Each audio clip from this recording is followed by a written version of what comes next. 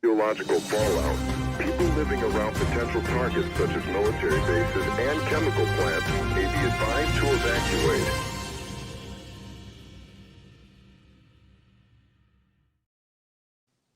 All right, Sublation Media viewers and Sublation Media readers, Sublation Magazine readers, and all of you out there who are supporting us. I'm in New York. I'm in a hotel room, so my equipment is not as good as usual. I'm Douglas Lain, author of Bash Bash Revolution, the CEO of Sublation Media, and the co-host with you. You are... I'm Ashley Frawley. I'm a sociologist. I was associate professor at Swansea University. Now I'm at Kent, and I write for a variety of publications. And I've got a new book coming out. It's my second book called Significant Emotions, which I learned you can actually buy on Kindle now. You're not supposed to. It's supposed to come out in February, but I definitely downloaded it from Amazon yesterday, even though the publisher told me that shouldn't be possible. Anyway, so you can go buy it on Kindle if you like, and you can read my new book. Well, it's difficult to keep Amazon, in check and in line as a publisher. I'll say that. So this week we are going to be talking about more than we originally had planned to, because there was an upset in Argentina, and so we're going to have a guest on to talk about that. But we're also going to be talking about the viral moment for Osama bin Laden, his return. He has been vindicated. And also, from my perspective, the horrific censorship of our leader, Osama, who needs to be protected from the, what is it called? The woke censorship industrial complex or something like that. That's what Michael Schellenberger calls it. I would just call it the censorship industrial complex. And we'll be discussing both the contents of the letter to America and the reaction to its popularity, the overreaction, the anti-American, anti-free speech reaction to the Osama bin Laden letter. We'll also be talking about the socialism of fools and Moishe Postone. Correct? This is what we're going to cover. So I leave something out? Anti-imperialism of fools. So that's the end, and the socialism of fools, and that's going to be in the Patreon section. So okay, all right. So that'll be in the Patreon. Imperialism of fools. What's that all about? And how do we? How can we create a new path, that doesn't tail the enemies of our enemies? Okay. So. If you have been living under a rock, you might not have noticed that there was an upset in Argentina over the weekend. So on Sunday, Javier Milei won Argentina's presidential election with 56% of the vote. It was considered an upset. Milei famously used aspects of Trump and Bolsonaro in his election campaign. A viral clip is currently going around where he says you can't give shit libs an inch, something like that. And a lot of people are kind of freaking out. But as you can see by this headline of the Financial Times, investors don't seem to be freaking out. That they've cheered the victory of the radical libertarian TV economist, despite worries about a rocky government transition and huge economic challenges ahead. And I was talking to a friend of mine about this, who we should have on the show in a few minutes. And one of the things that he said was that really, and this is something that seems to happen across sort of populist movements, is that at the end, they make all of these promises, right? They promise to speak the language of the everyman. This is the sort of populist playbook, and say things like shit libs and all that. So they disrupt. Or leftards. Didn't he call us all leftards? Was that what it was? I identify as a leftard myself, so I am slur, Doug. Opposed to this. Okay, watch your language. You're going to get canceled now. I'm not allowed to say left-tard? Is that bad? We don't take kindly to the word tard. Anyways, okay, sorry. So the idea is you use this language and it shakes things up and it gets people to think, oh, wow, you're not one of these, these bureaucrats, these sort of the PR savvy politicians that speak to us really kindly, but are really fucking us behind our backs. Oh, I dropped an F-bomb right at the very beginning. Yeah, I get for the syllable, you're giving me trouble and then you're dropping the F-bomb. But go ahead. Anyway, so this sounds like it's refreshing to people because they're so used to this particular sort of this framing things as being in your best interest, talking to you as though you're an idiot. This kind of thing people are annoyed by. They want to change, but what kind of change exists? What kind of, or who can pretend to be offering that? It tends to be these right wingers, these right wing. But when it actually comes down to it, when push comes to shove, they're not really able to do anything. So you saw this in Italy.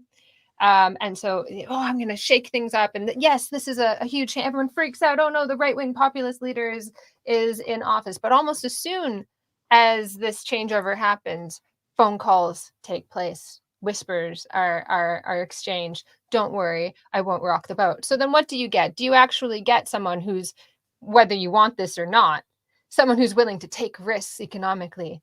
No, they follow the same like elite rule book when it comes to how to run the economy. And instead they just talk badly about lesbians for a bit.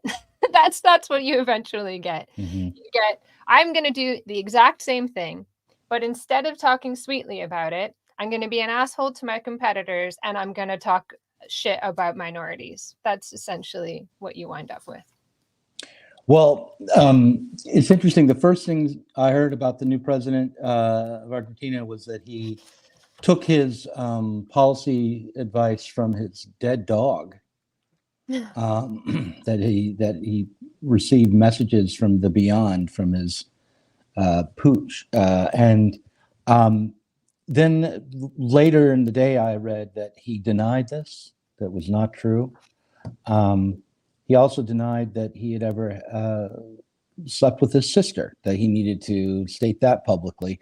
So I feel as though the politics in Argentina are as low as the politics in the United States, and that we're mostly looking at a kind of a spectacle, and the fear-mongering is going on, and a lot of crude talk and personality politics are dominating. So anyway, that's my uninformed opinion on this. Go ahead. I mean, it strikes me as just such a dire indictment of politics right now, where people are so desperate for something different. They're so sick of the slick, PR savvy policymaker, but who's willing to kind of come up and take that place? And then they will characterize the left in all these horrible ways and all these stupid ways. And then, we sort of fall all over ourselves to be like, so what? Yeah, that's what we are. They're going to hate us no matter what. They're going to hate, right wingers are going to hate us no matter what. They're going to say horrible things about us. And if push comes to shove, they will, be violent, and there'll be violent suppression. But can we at least have them hate us because we represent a real threat? Not because we got their kids to shove $1 in someone's thong. Right. Well, in the United States, this is coming on the heels of Trump's shifting in his campaign rhetoric, saying that he will, if elected, get rid of the left-wing sicko vermin, the communists and the Marxists and the socialists. Oh, there we go. Just go full Nazi. Rhetorically. Mm-hmm. Right. Well, okay. Sorry. Go ahead. Well, no, finish your point. I'm not sure if it's full Nazi or just full anti-Marxist vigilante. I mean, I'm not. I'm still wary of worrying about Trump as even a rhetorical Nazi. But anyhow, that's. I know, and that's so out of character for me to say, to be like, oh, just go full Nazi. But I'm afraid, like, promising to stamp out the communists is a pretty scary thing to say. I mean, the main thing that all this talk from the right, whether it's a libertarian right winger or some sort of more social democratic populist that Trump supposedly represents, the main thing that it does when they talk about the Marxist vermin is associate the center of the neoliberal politics with with Marxism or with socialism. It lowers the horizon of possibility. Where, I actually don't feel particularly threatened. I'd be truly shocked if our operation was targeted by like the president of the United States, like, directly calling us out. I mean, I know that we're targeted by the algorithms and, the nameless bureaucratic methods of suppression from the right and the left. You wish we were. You No, wish we were important. Look, I enough. was thrown off Twitter. All right, I am a victim of the censorship industrial complex. I refuse to back down from that position. But I do think that maybe we're not really fully targeted, but I'm pretty sure that a lot of what we do gets mildly suppressed just based on keywords and things like that. So I'm sure that's happening, but I'm really not concerned about a political, like, state-run effort to purge Marxists from the country or put us in detainment centers or anything like that. I mean, that seems crazy. What is going to happen probably is that there will be, if Trump is reelected, say, there'll be an attempt to purge a lot of people from the state bureaucracy, and there might be some culture war campaigns around what's taught on college campuses and things like that. And if I was a college professor, I would be concerned, but I'm not. But anyway, we all know my favorite quote, and Alex makes fun of me. So we've got Alex Hokuley on the line. I can't see his video here, but Alex makes fun of me that I use this quote way too frequently. But first is tragedy, then is farce. So we may have a farcical reenactment of the past, which winds up just being like campus censorship war or something like that. Okay. Hello, right. Alex. Hello. Alex. So Alex Hokuley is with us. Alex is a journalist and researcher, and you are, a writer and a researcher based in Brazil, one of the co-hosts of BungaCast, the global politics podcast at the end of history. You can tell I'm a listener. And I wanted you had some very interesting things to say about what was going on in Argentina. I'm not sure if you heard us sort of waffling there and ratcheting up things like the Nazis are going to come get us tomorrow. What do you think of Milei's win? Well, I mean, just to comment on what you were saying, the context of Argentina, obviously the Argentine dictatorship was probably as close as you can get to something that's fascist. Whether you want to use that label or not, that's up for debate. Like you guys, I'm reluctant to use it as much as possible and kind of leave it in 1930s Europe. But nevertheless, I think what's interesting about Milei is that in Argentinian politics, there's a democratic consensus, and to a certain extent, he's making sounds saying, the dictator, kind of minimizing the dictatorship's crimes and whatever, which is a real sort of rupture. So in that regard, Milei, big deal, right? In terms of kind of the symbolic stuff. But as with a lot of politics today, it's mainly just symbolic stuff. Milei,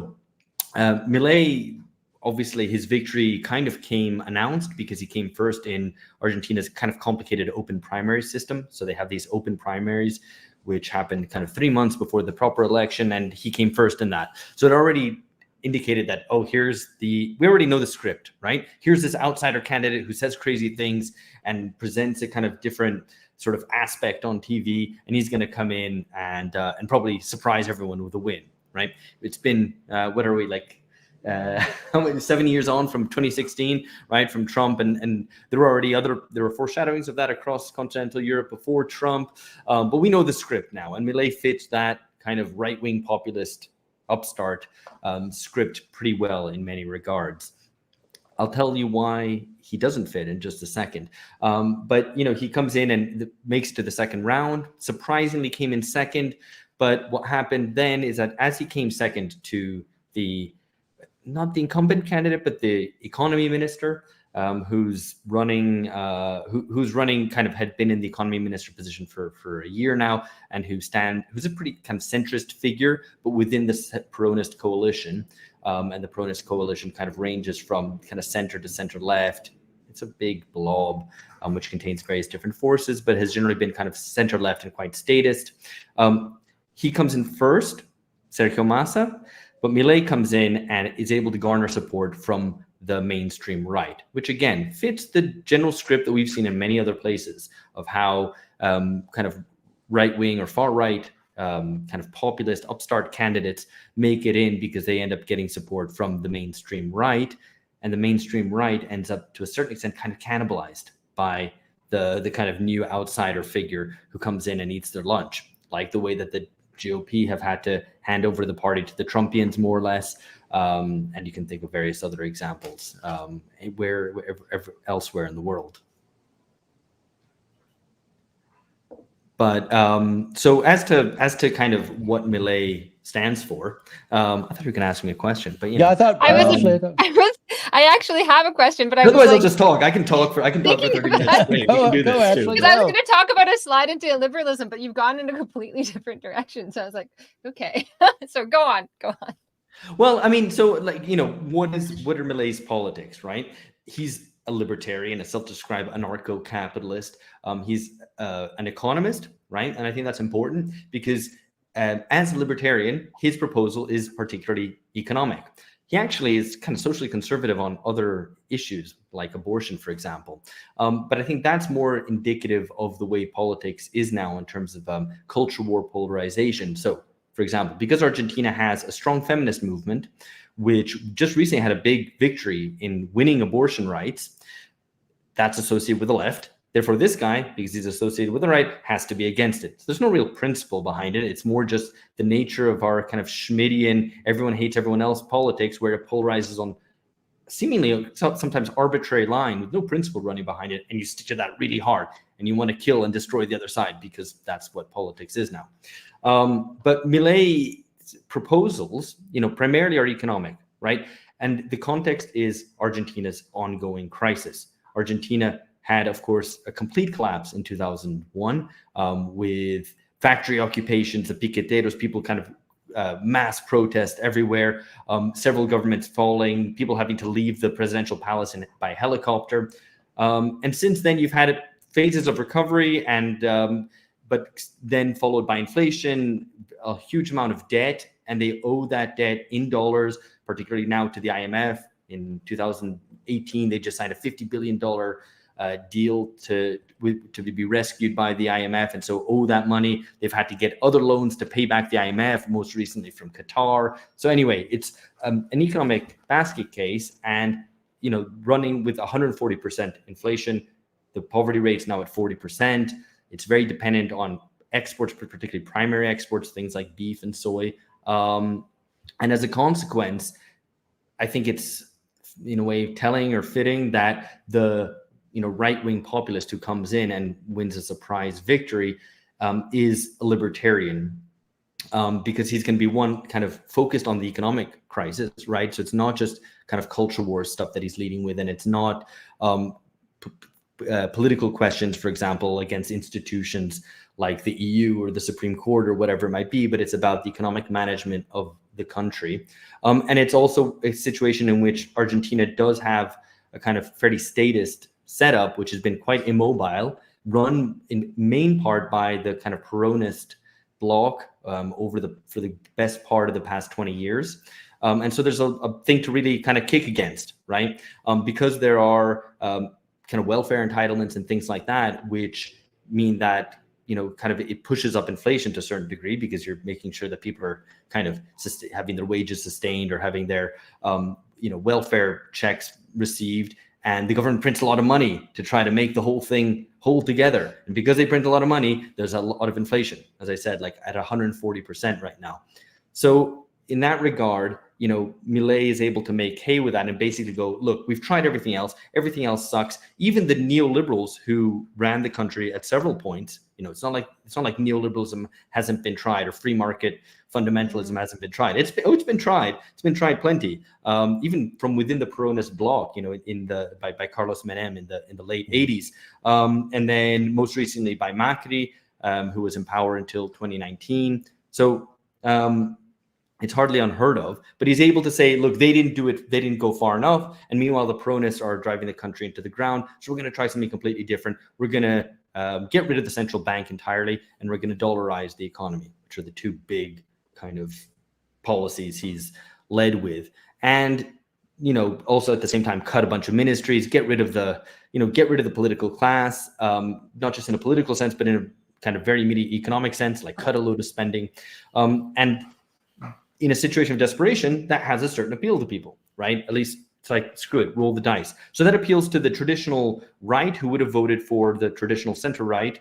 But then because they've been outflanked by this far right Milei guy, they go, screw it, we're voting for this guy. Okay, that's all kind of fairly obvious. But even people who might have once voted for their proness or whatever, who are just desperate kind of workers who don't have much hope for anything, kind of go for this guy, go for this crazy libertarian, because he goes, I'm gonna kick all these bastards out. And there's another thing which I think, even to be a little bit serious about it, is that the rate of informality in the Argentinian economy is increasing, right? If you're an informal worker, inflation hits really hard because you're not getting wage increases to keep track with inflation. You're just dependent on the market buying and selling things, for example, buying and reselling things. And so price increases hit you really hard. And there's very little, there's support obviously from the state, but that's limited. And you're basically living kind of at the cold face of the market. You're dominated by the market kind of directly, but you're also hustling, right? And I think someone who comes in and says, hey, we're going to get rid of all the state, which doesn't really serve you or help you anyway, and just going to free you to kind of hustle harder and hustle more freely in the market, has a certain appeal, right? It plays to something. So it has a certain like plebeian appeal. It's not just like a libertarian tax cutter who's like appealing to the elite. There's a popular thing there, because otherwise you wouldn't win a majoritarian election by just being elitist, right? There's a kind of popular, kind of countercultural or anti-establishment angle to that. Alex, when you say they're informal workers, what kind of jobs do you mean? What are they? How are they hustling?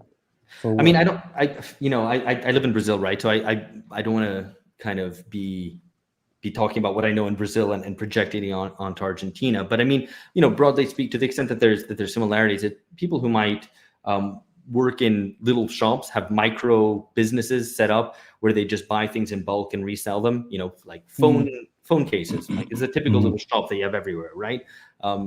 Phone, you know what I mean? Phone cases. I don't know what they're called. Yeah, like little, capinha, we call them here, but I couldn't remember the name in English. Yeah, but that's fine. yeah, phone case. So that kind of thing, right? Or just doing odd jobs, right? Being a gardener or an itinerant kind of builder who just sells its services here and there, things like that.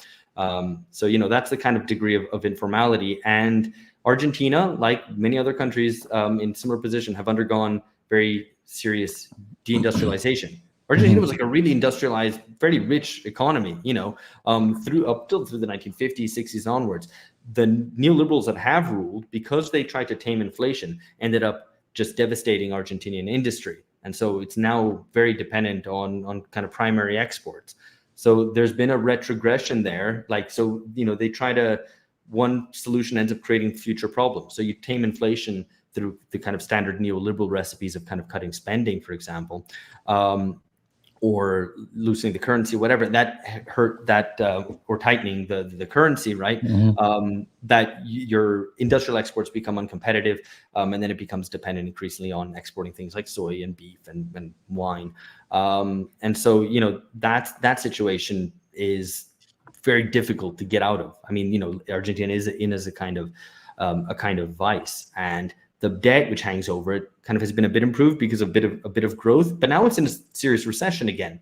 So that huge debt overhang can only really be gotten rid of or overcome either through some completely crazy right-wing kind of free market means, right, which would be incredibly punitive to the majority of the population, or by unilaterally defaulting on the debt, which Argentina did back in 2001 in very chaotic circumstances. But for that sort of thing to happen, which I would be in favor of, you would need a sort of mass uprising. You'd need that sort of uprising of the degree to which you would force establishment politicians to not pass on the cost of that debt to the broad mass of the working class, and to basically cut the creditors' balls off. I guess I was going to say haircut, but a haircut is just a small cut. I guess you'd have to, it's more of a castration. So it doesn't sound like you're talking about his base being really in a traditional sense, working class. It sounds like kind of a petty bourgeois merchant class that is hustling for, but might do odd jobs as well. An entrepreneurial spirit. I think so. I'm gonna have to look into a little bit more like who actually voted for him and where. And it's important to remember that his party's kind of new and small, has few congressmen, and has few delegates in Congress and in the Senate. So it's not like it's an established kind of bloc. It's an insurgent thing which has been able to gather support from probably kind of like a fairly across society, probably less so amongst industrial organized workers, obviously, but kind of across the rest of society quite widely. And it was able to eat into the kind of traditional right support as well. So you got an outsider candidate who promises to get rid of inflation. And if you're someone who buys phone cases and resells them, then that's a really good thing, because you're not going to have to turn around and spend more to buy the merchandise that you're going to resell every couple weeks or a month. Instead, you can look forward, if he does what he says he's going to do, to that problem being addressed and making more in the future. Yeah, and I mean, it's people rolling the dice in large part, right? I mean, it's I mean, he was running the Peronist coalition put up Sergio Massa, who had been economy minister. So you're basically saying, hey, vote for this guy who's the economy minister, who's overseeing this 140% inflation. Even if you go, but he's only been in office for a year, and make all sorts of excuses for him, it's like, that's a really hard sell. That's really unlikely, right? So just the kind of, ultimately, election, there's a lot of serious analysis you can do about politics, but elections ultimately can be kind of simple about, continuity versus change. And there's a guy the Massa presented himself as being more centrist than the Peronists have been, particularly under the Kirchners, the kind of husband and wife team who ruled Argentina from 2003 to 2015. So you're kind of being like, no, I'm more centrist than them, and try to disassociate with the way that Peronist governments have run. But, I mean, ultimately that most people are going to be like, yeah, whatever, that's going to be more of the same. So people might vote for him on the basis of, well, what Milei is going to be worse. And there was the usual kind of, politics of fear around that, like this guy's going to be disastrous, and might well be. But, that ultimately we know what the vibe is these days around the world, but especially in Latin America, where there's a massive anti-incumbency kind of thing going on. Literally every election you look at, the incumbent loses, and that doesn't matter whether they're center left or far right. They lose, and now we're in a situation where the cycle of politics seems to be kind of a progressive center left without much of a program, a bit incoherent, trying to pull together various different forces from kind of more center right but socially moderate voters, all the way to the kind of left, couple them together in some sort of alliance and against the far right. That's what we saw in Brazil's election last year. It's what we see in Argentina now. It's what we've seen to a certain extent in Ecuador, in various different countries, around Latin America, and to a certain extent, in Europe too.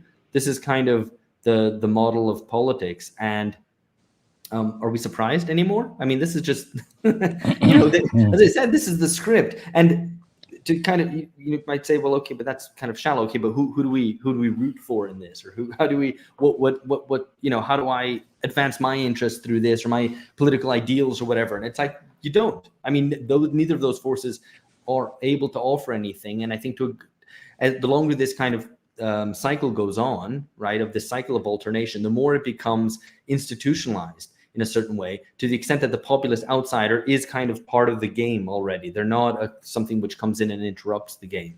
And it gets locked into culture wars as well. I mean, particularly because a lot of these outsiders don't have the capacity in terms of like parliamentary support or the political nous institutionally of how to run things, nor the mass support in terms of like a consistent base which is organized as well at a kind of grassroots level, nor really the vision or the desire, let alone the elite support to really push through any dramatic change. So this thing neither has the weight nor the momentum really to drive through kind of any sort of challenge, whether it's, just to take the example, the Brothers of Italy, the post-fascists in Italy, right? They're not going to leave the EU, for example, for all their, big talk. none of these parties, or candidates or politicians who are insurgent populists are able to carry any of this through. So what ends up happening once they're in government tends to be kind of chaotic, tends to create a kind of institutional crisis. And at the same time, there is a huge amount of rhetoric and political energy devoted towards, I guess, culture wars topics, even if they're kind of more political than just purely moral topics, right? But it's culture wars in the sense of being a sterile polarization, which eats up a huge amount of energy from everyone across society, because everyone's, gets involved in the discourse and is angry about can you believe Millet just said this, etc. You know what it's like in the US or in the UK, right? And that kind of sucks up all the air out of the room. And that continues for like 4 years or whatever. And it's all chaotic. And then people could kind of go, you know what, that's a bit much now. Let's vote for the safe pair of hands, centrist, progressive again. And on it goes, right? So I don't think there's anything to be drawn positively from this, but also the kind of catastrophic scenarios or talking up of a fascist threat are also don't come to pass. All it does is that the machinery of the state gets a little bit more chaotic, sometimes defunded to the extent that it becomes unable, it just kind of corrodes state capacity, which has already been corroded over the whole neoliberal period. And things kind of then, quote unquote, return to normal. I mean, we're, in Brazil here, we're in a return to normal phase, and then maybe something crazy will happen again. And this, unless somebody dislodges that is the way politics is working now in Latin America and across the West probably too. This year, because of let me just say this and then we'll go to the next transition. But this year, because of the massive efforts to control the discourse, to implement a censorship apparatus that was justified originally in the United States by the election of Trump and the idea that he was some sort of Russian asset, that got the Department of Homeland Security put all of our communications infrastructure under its jurisdiction in order to combat that populist Russian threat. I've been kind of operating under the assumption that the progressive center of capitalist politics does feel threatened by populist candidates and the sort of populist upsurges that occur. Are you arguing against that, or are you just saying from the perspective of an independent political left, we shouldn't expect this to either be any kind of pathway towards actual change to go through a populist candidate like Millet, but also that we shouldn't be terribly frightened that it's going to create chaos that the system itself isn't already creating? Yeah, I mean, I get certainly more the latter. For example, in the US, it concerns me greatly that the kind of centrist establishment mostly around the Democrats is mounting a huge kind of disinformation and censorship machine. That's very concerning and should be combated. But the fact is, in the US, there is an alternate pole, which is weaker, right? But in the form of the Trumpian Republicans, actually exists, has its media outlets, has its kind of institutional kind of force and its own pole there. So it's not as if it's characterizing it as a kind of they're the outsiders or they're the little guy, I think is also a mischaracterization. So my point is basically, don't buy the center's blackmail of saying these are the fascists, you have to back us, otherwise society is going to collapse, or there's going to be war or genocide or whatever, right? So don't buy that blackmail, but at the same time, I would say, don't be enticed by the supposed outsider appeal of this new right that's there, which maybe you can ally with them or support them or whatever insofar as they might challenge the kind of the machines of censorship, for example, sure, but that it doesn't present a kind of any serious political outlet, because we know that once they get into power, they aren't able to or willing to deliver on any of their more radical popular policies. It just falls back into degrading the state and degrading state capacity and culture war. That's what kind of usually tends up happening. So, Alex, I know that we couldn't keep you for very long. We've overkept you already. One of the things, I think the key idea to bring out is like, I think what's happened with our politics at the moment is that everyone's looking for their team. And they're like, well, I don't like these guys. These ones disgust me the most. So I'm going to cheer for the team that's most against them. And what we have to understand is that none of these people are on your team.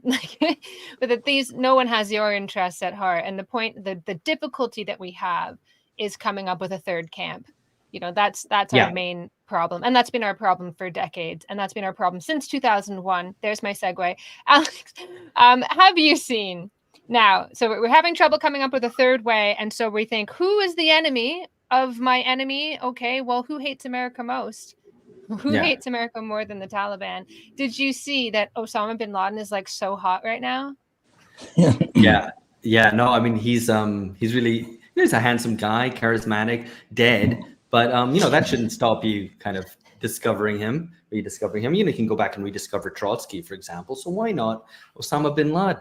I don't know. So this thing where there's apparently loads of TikToks with lots of views of people saying, hey, Osama's really cool. He actually was right. Did you know this? He found he kind of really understood world politics back then. And I was being brainwashed by the American state and mainstream media. And actually, this is a guy here is telling the truth. I mean, so because it's social media and because it's an outrageous claim, I don't want to attribute too much importance to it because like the social media machine just valorizes and encourages and incentivizes the most outrageous kind of stuff to be said for clicks and attention. And so, you drive yourself crazy taking it all too seriously. On the other hand, maybe it is a window into kind of how certain kind of younger generations in the US, particularly Zoomers, perceive the world. What I found amazing about those videos is that these people went from the most kind of dumb brainwashed position to the most dumb brainwashed position with nothing in between, right? So they went like, oh yeah, like the Muslims or Al Qaeda or whatever attacked us because they hate our freedoms, which obviously is complete self-serving bullshit and propaganda, war on terror propaganda, and jump to the opposite of like, oh well, actually it's because like the US was doing unspeakable crimes and also the Jews control everything, and so the US, so we deserve to kill 3,000.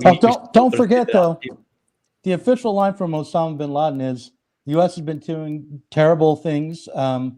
The Jews control everything, and we hate your freedoms, because that is part of it. It's the debauched, immoral fornicators in the West. If I'm being ungenerous, I suspect a lot of these Zoomers also hate their own freedoms.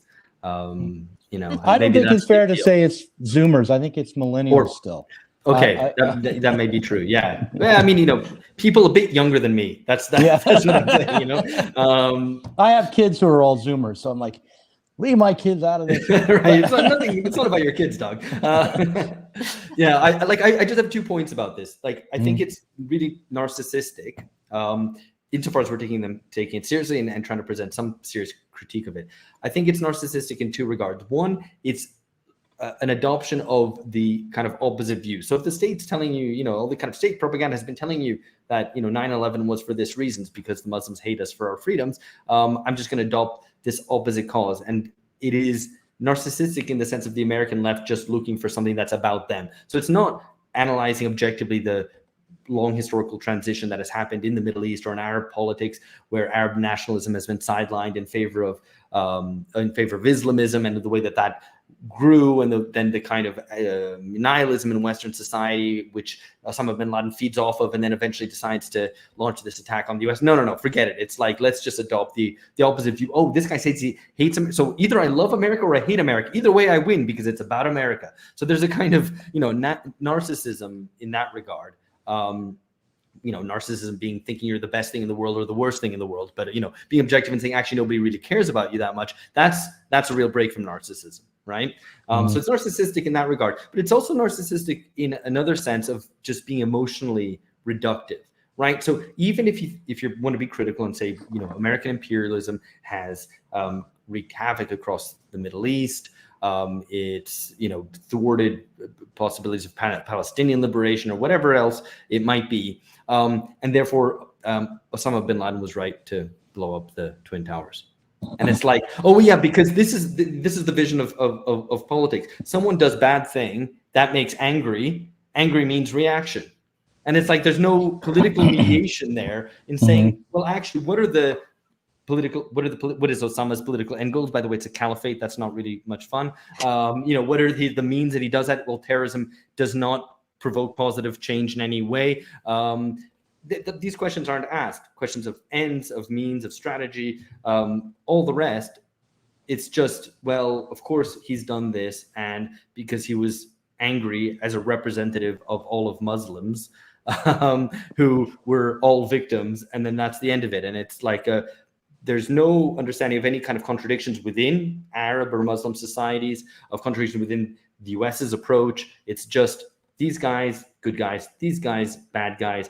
Bad guys did things to good guys' victims, and good guy victims react. And you see that's played out to the extent that, there was left-wing explicit in some minority cases or tacit support in a bit larger amount of cases in response to the 7th of October attacks by Hamas on Israel as well. That it's like, yeah, but Israel's doing all this bad stuff. Therefore, the Palestinian rage leads to Hamas carrying out kidnappings and beheadings and all the atrocities they carried out on the 7th of October, as if there's a natural and automatic sequence there, when in fact there's a whole lot of politics and decisions that go into it. And you have to think, well, do these decisions and political acts, including terror, do they lead to the outcomes that I want? Well, actually, probably not in the case for the Palestinians in Gaza. It does nothing really good for them. But these questions don't get asked. So it's extremely narcissistic in being, or maybe that's not the right term, but it's emotionally, it reduces things to a moralistic and very emotional level, where politics is just completely written out. And I think that's the problem with it. To the extent that we're taking these TikToks seriously, maybe we shouldn't be taking them too seriously. Well, Alex, you only had a short amount of time. Do you want to stick around? Do you have time to stick around? Well, you know what? I mean, if you want to keep me around, I'm here now, and this is more fun than the work that I'm meant to be doing. All right, great. Then look, can I? Oh, that's wonderful. Okay, go ahead, Doug. I just want to say, when I want to see, do you have some TikTok videos to show? I do. So I can. Where did it go? I can show you that. So I can show you. This morning I read Letter to America, which is Osama bin Laden's letter to America explaining why he attacked Americans. And I am ashamed to say that I not only have never read this letter, but I didn't even know this letter existed. It's wild, and everyone should read it. If you haven't read it yet, read it. However, be forewarned that this has left me very disillusioned, and I feel the same exact way I felt when I was deconstructing Christianity. I feel a little bit just confused, like I have entered into another timeline. What is this? And yeah, so go read it. So I just read A Letter to America, and I will never look at life the same. I will never look at this country the same. Please read it. And if you have read it, let me know if you are also going through an existential crisis in this very moment, because in the last 20 minutes, my entire viewpoint on the entire life I have believed and I have lived has changed. Please read that entire letter.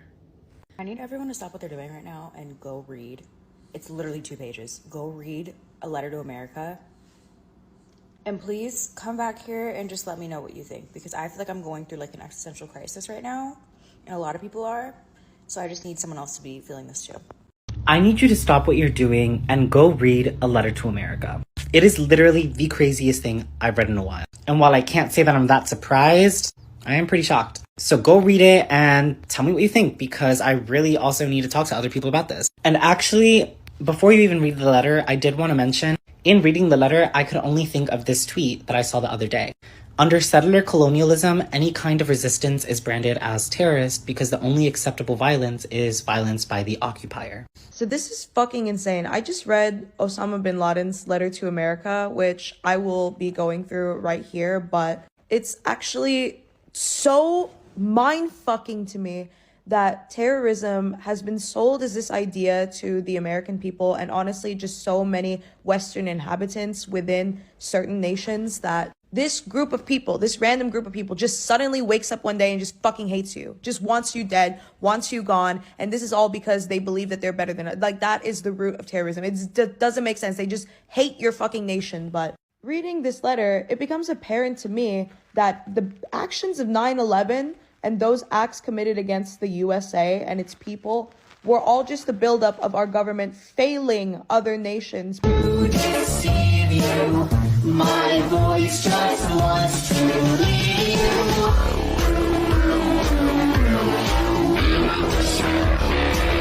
in majority of these situations, and this letter was insanely eye-opening. I really urge everybody to Google and read it, because I thought that I had quite a lot of media literacy, but this takes it to a whole nother fucking level where I was just like, holy shit, like propaganda is genuinely so deeply embedded into our fucking DNA. Read a letter to America. You're probably waking up. You probably have a lot of questions. Welcome to the club. But we don't have a lot of time to sit and talk about everything because there's still so many puzzle pieces that we just do not know about.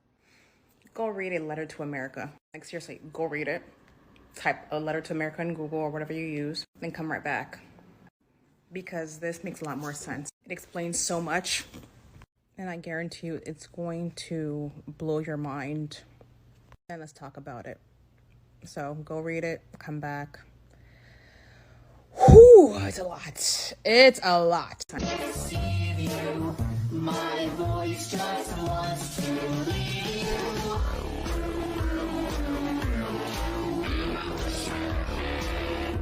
Life does not. Oh my God. Oh my God. Hey. Are you even paying attention to me right now? I read Osama bin Laden's letter to America. The way this letter is going viral right now is giving me the greatest sense of relief.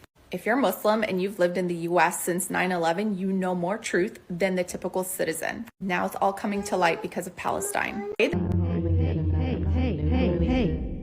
Are you even paying attention to me right now? Oh, wow. I've got to go do the ice bucket challenge, and then we can keep going. Clearly, this is just TikTok. This is how this, works. Something goes a little viral, and so then everyone starts copying it. It's the same script for most of these. All right, okay. so, yeah. So some context. All right. So there's a lot of controversy surrounding exactly how viral it went. Okay. So this the person who put together this compilation was it Yashar Ali? If I said that correctly. And he's a journalist. And the argument is that until it was just like fringe, it wasn't trending, and until he put together that sort of mashup, it didn't go viral. Someone did a Google Trends search, and it seemed to have been rising pretty quickly when he put the mashup on Twitter. And he said that he had checked to see that it was actually like a big deal, and he only posted the video after The Guardian had already taken the letter down because it was the most clicked on thing that day. Mm-hmm. So some uncertainty, like exactly how fringe is this? So it's a little bit difficult to kind of like respond so seriously to something so silly. But yeah, it's like this sort of memification. But when I watched it, I thought, what kind of world were these people living in? That stupid shit we said in 2002 as punk rock kids is currently blowing their minds. Like, that's what we were like, yeah, the US deserved it, little punk rockers who thought we were badass. And that was, the extent of things. And I do wonder, it might be a certain amount of moral panic, like, oh, our kids are off on this TikTok thing. What's that? And now, oh, look, the Islamists have captured them. So there might be an element of that kind of blew it up. On the other hand, as Alex says, there might be a kernel of truth to it. And it might even have blown up because it reflected what many were seeing in different forms on social media, that there was a kind of a turn toward a deep amount of sympathy in some quarters for terrorist acts. And so I wonder if that's sort of part of it. I I don't don't know. think, I don't think I didn't say there's a kernel of truth to it, by the way. I mean, when I said No. the letter to America is correct, I meant No, V.I. I meant a Lenin's kernel of letter truth to to the American panic. workers. I just wanted to be clear. Okay. No, I wanna meant a say- kernel of truth to the degree that people actually believe this. I don't mean a kernel of Right. truth to the letter. I I mean, of wanna course, do there is a my kernel of truth usual- to the letter as well, like in this, in the sense that I America does do bad things. I want to do my usual shtick here because it's very, I don't know, I'm stuck, I'm rigid on this. Look, TikTok took these videos down. You can't find it. That's what I've heard anyway, it's reported. And maybe you can still find that compilation. The Guardian took the letter down. We know that there are, laws that have passed, or institutions that have been set up. There are governmental bodies in the EU and the United States and around the world that are telling social media companies and mainstream media what they can report. This is, we're talking about this now. We don't know if our video will be demonetized or not, or if we'll get a strike, or what will happen actually after talking about this. But I just want to say, I absolutely oppose the censoring of Osama bin Laden's letter to America. And I agree with these people. Everyone should go read it. Go read it. It's a good idea. Why not, remind yourself what was said then. It's enlightening to know, that that it's possible for even the worst people to say one or two things that are true. Like, for instance, the sanctions against Iraq were completely inhumane and caused the death of hundreds of thousands of Iraqi children and were completely unjustifiable, and also say that these true things in service to a political project, which, anyone who cares about equality and freedom and liberty and all of that kind of these modern values of equal justice before the law, of free speech and free expression, democracy, all these things. If you care about those, you have to oppose the political project of Osama bin Laden, let alone based on the fact that he murdered 3,000 civilians, who were innocent of any crimes. But it's worthwhile. It's worthwhile to read his justifications for it. You can hear echoes of it now in the arguments that are being had about both the attacks of October 7th and the reaction from Israeli forces in Gaza. Like, there are no such things as innocent Gazans. They all were responsible for electing Hamas. They are Hamas. That's what Osama bin Laden said about the people in the Twin Towers. And so it's worth seeing, and it's very depressing to notice that our politics and and the atrocities that we're facing haven't changed. That it's all come back again. And this idea that sort of everyone is to blame and everyone is complicit, you can see this, as you said, like with Israel and Hamas, but you can see it in the environmentalist movement as well, where they use this language of we are destroying the earth. That's why you can sort of disrupt anything, because it's you, everybody, undifferentiated mass. So it's this lack of systemic thinking, and it's this good and evil, the good people versus the evil people, the people who are blind, who don't see, and you need to disrupt in order to wake them up. I think that's really very, very scary. And, Alex, you mentioned that there's no question of strategy, that it's just a politics of, you said there's no question of strategy. There's no question of like, what happens? Is this actually going to work to produce any kind of outcome? And I think that speaks to this kind of politics of disruption. Doug, you mentioned that we're just repeating our politics again and again. It reminds me of carnivals against capitalism in the 90s and early 2000s. Could a carnival bring down capitalism? No. But the idea was the disruption of the everyday in and of itself was a good thing. And that everyday people simply going about their lives are complicit in the reproduction of this system. And therefore they are guilty in some way and deserve to be made uncomfortable. Now, this is the most extreme version of discomfort, but it is a kind of disruption, a kind of carnival, and nobody cares about what happens the day after. I want to tell Secret Agent Dan that he needs to go to his room, because he said, thanks for telling us what to believe, Dad. And I said, you're welcome, but go to your room. Anyway, now I'll let Alex say something. You've been sticking around. Well, yeah, no, I think you're right to draw attention to the one definitely serious thing in this, which all the hubbub about like, oh, maybe actually Osama was right, or how can these kids be saying this, is the fact that The Guardian takes down this letter, which, I think it's this letter, which if I'm not mistaken, I mean, my Google search was pretty brief when I saw it. I had no idea that The Guardian had published Osama's letter to America. I mean, wasn't like on my radar, right? But then I went to look it up and had seen that indeed they had taken it down maybe 2 hours after I had searched for it. And it had stayed published since 2002. And if I'm not mistaken, it's the only mainstream outlet that had published it, I think, which I guess was an element of bravery on their part to say, well, this needs to be read, so we're publishing it.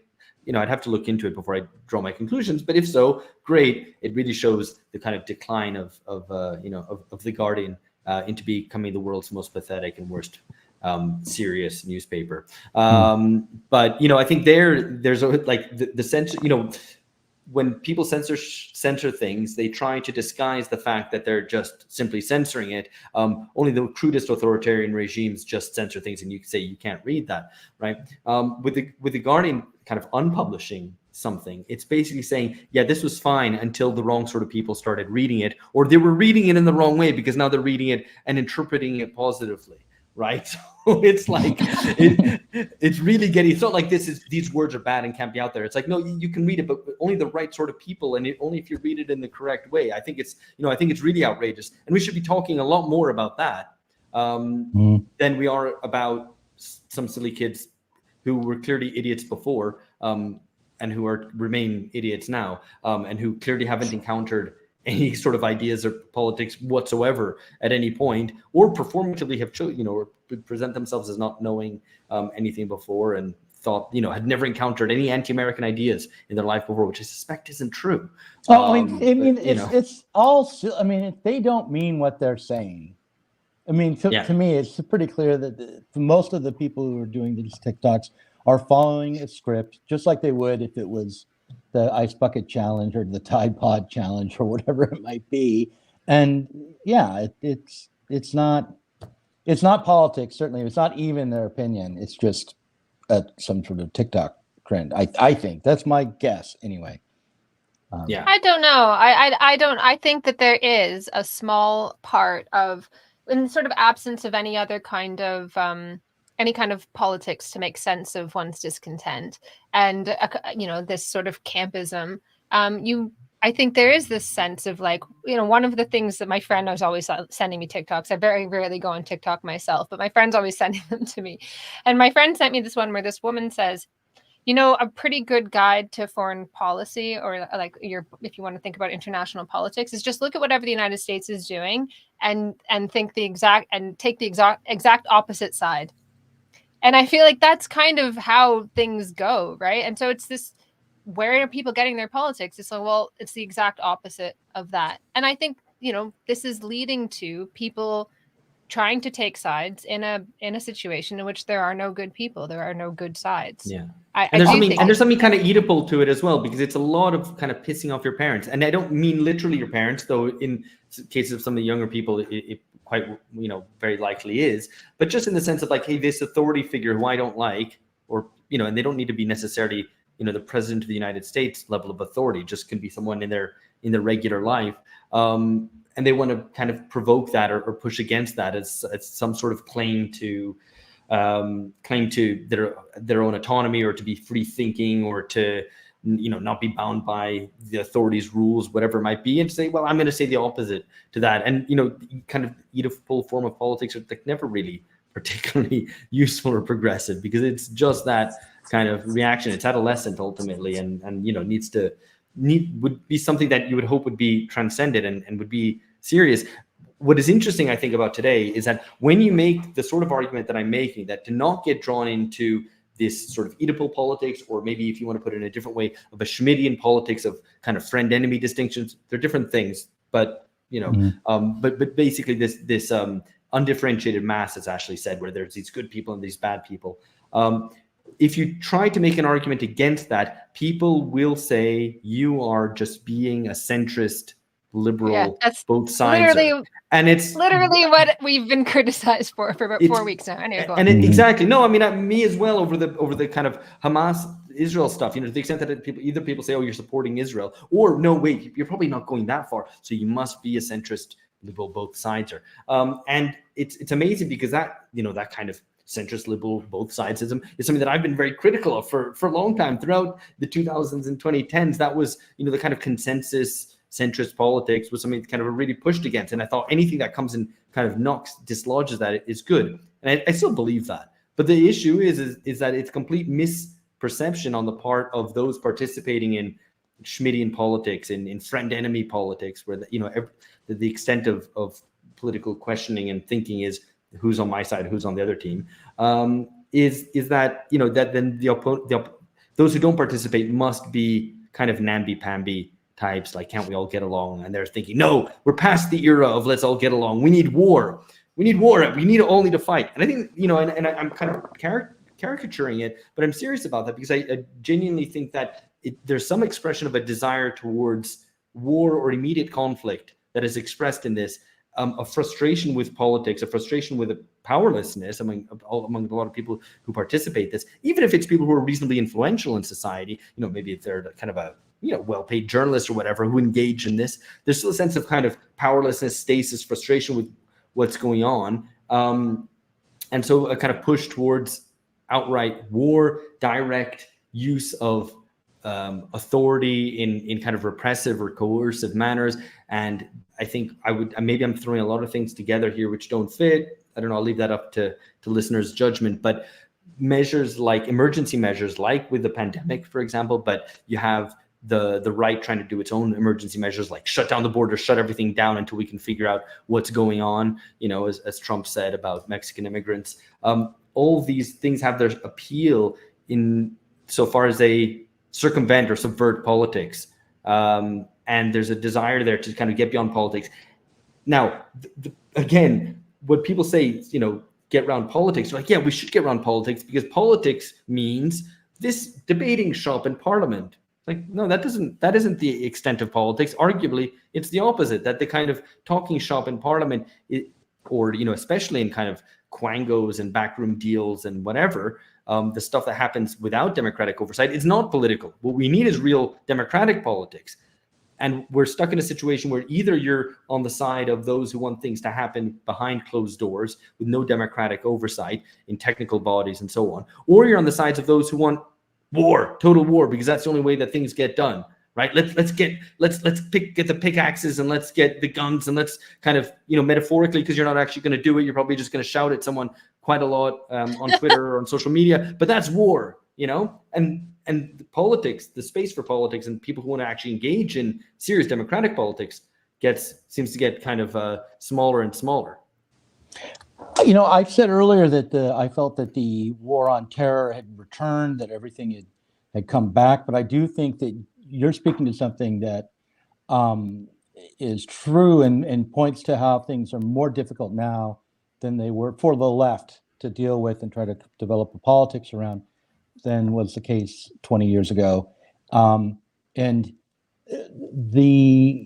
after 9/11, like, I protested the invasion of Afghanistan. I protested the war on terror overall as a policy based on the idea that it would only increase the likelihood of future terrorist attacks and that the underlying conditions that were creating the situation weren't being addressed, and that if we went after Al-Qaeda as through some sort of international police action rather than using the courts and treating it as a crime, that would maybe create more solidarity between nations and not exacerbate the conditions that led to 9/11 to begin with, and all those kinds of things. And today, I don't see that kind of policy position, which wasn't a living policy position. It wasn't a real political position because there was no political force that was going to try to implement it, but it was a stance. I don't even see that arising in this moment, but with the conflict between Palestine and Israel. The it seems to me that a lot of the conversation does revolve around which player is more evil, and therefore who are we justified in condemning and attacking militarily. And the left's position is, well, the Palestinians are the more oppressed.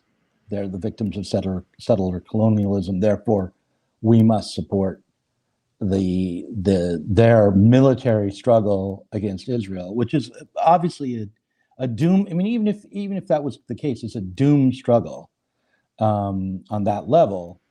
So I wonder how we could return to politics on the left without slipping into kind of tired debates about, well, why did the Oslo Accords fail, or do we want a one-state solution or a two-state solution, or without slipping back into trying to figure out who's at fault. Yeah. I mean, you want to be forward-looking and realistic, especially when it's at least for those of us, which is the vast majority, who are not Palestinians or Israelis, who are not kind of direct party to the conflict or the direct victim of the conflict, right? So everything I say is, I'm not saying what Palestinians should do or what Israelis should do or whatever, right? Like, that's kind of have to bracket that. The questions for those of us observing from, Brazil or UK or the US or whatever, is just that, I mean, I've tried as a start to say, maybe we should examine why we care so much about this conflict. Now, that got me a lot of shit, on BungaCast. That's what I said. On Twitter, I've said that. And a lot of criticism for that, because you idiot, obviously, it's because the US supports Israel, or because it's where all these religions are, or whatever, right? But I don't think that necessarily explains it. I think there's a huge emotional investment on kind of all sides in this, and seeing in it as a kind of a key to unlocking a whole range of other politics, right? So you won't do the whole imperialist system if you're able to defeat Israel, or you're able to kind of expulse or get rid of or somehow manage or deal with all the kind of barbaric brown people out there if you support Israel against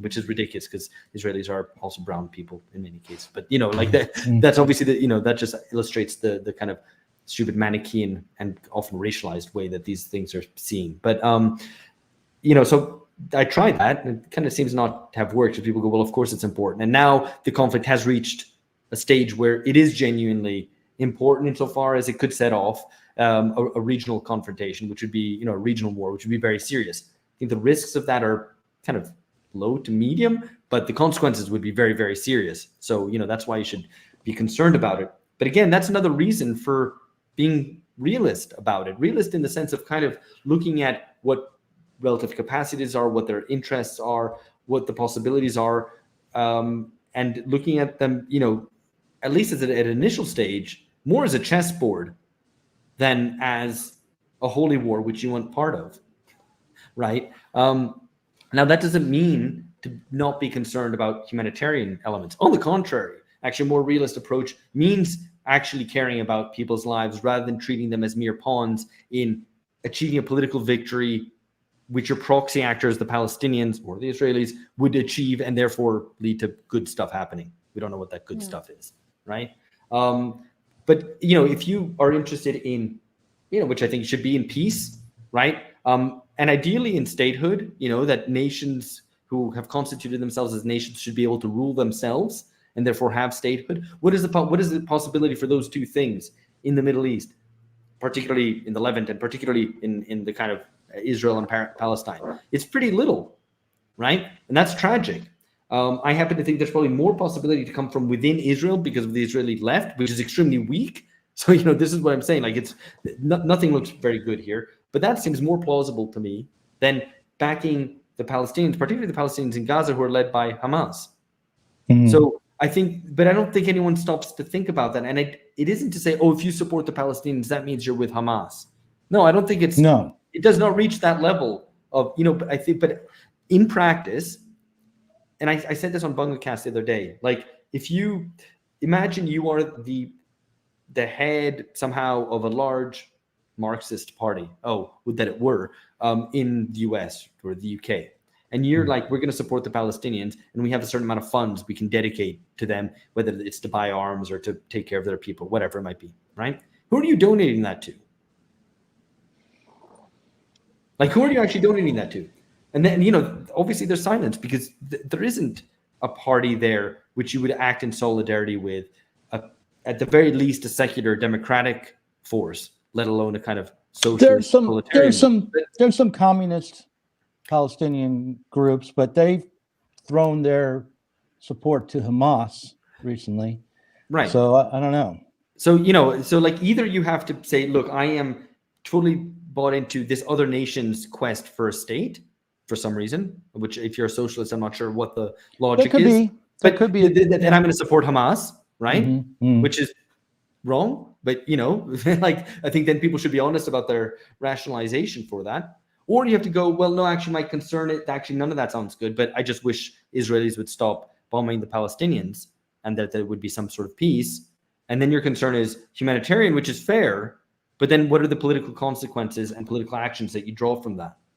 I mean, I think you have to be careful and work that out too. The logic from like a socialist or Marxist position to support Hamas works like this. You allow Hamas, using Hamas as like a hammer to smash the Israeli Zionist project.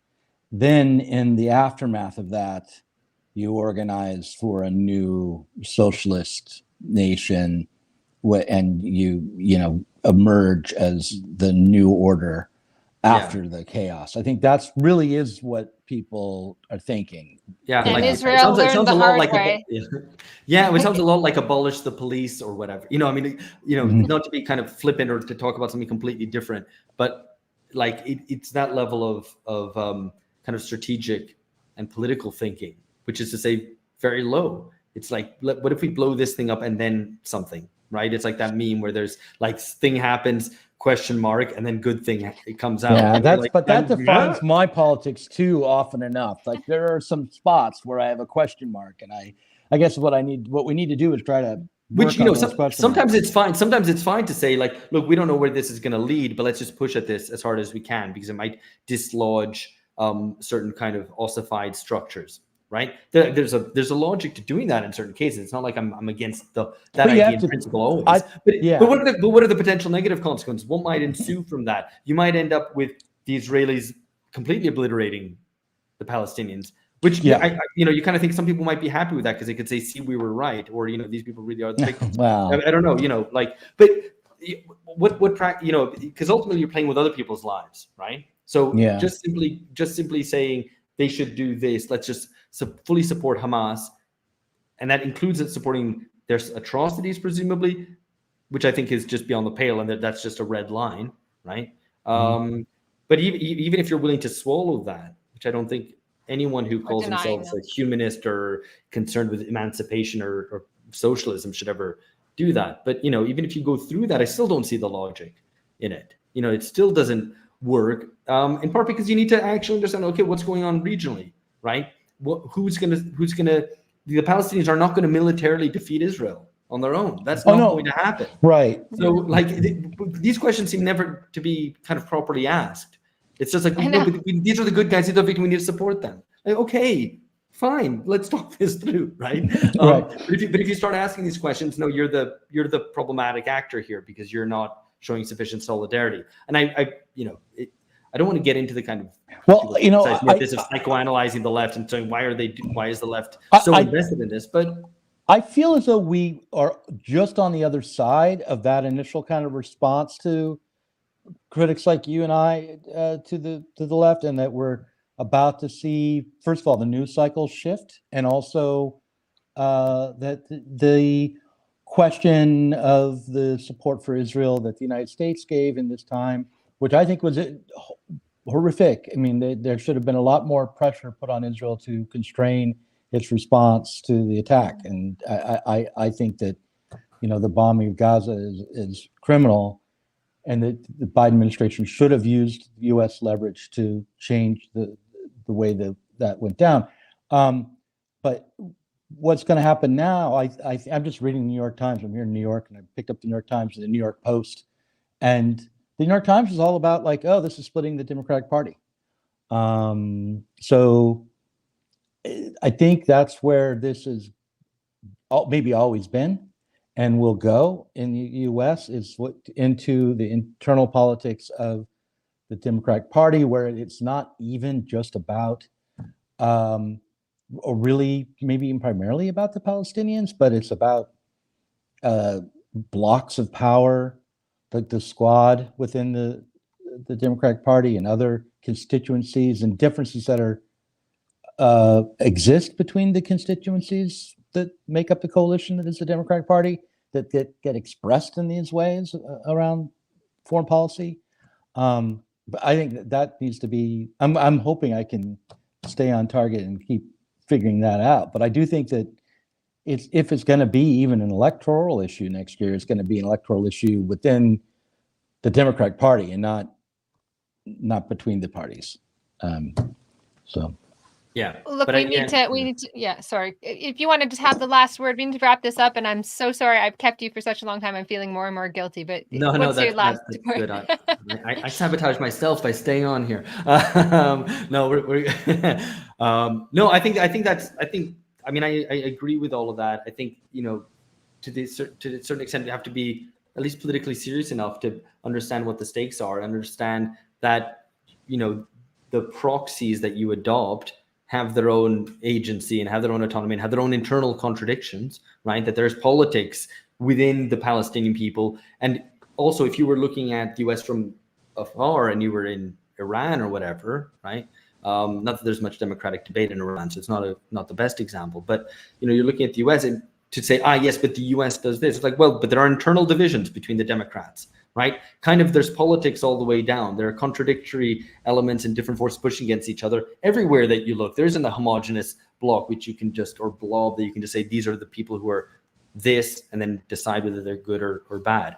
So you kind of, that isn't to say everything's infinitely complex and you can never take sides, but it needs to, you need a reckoning with that level of kind of internal division that there is everywhere. Yeah.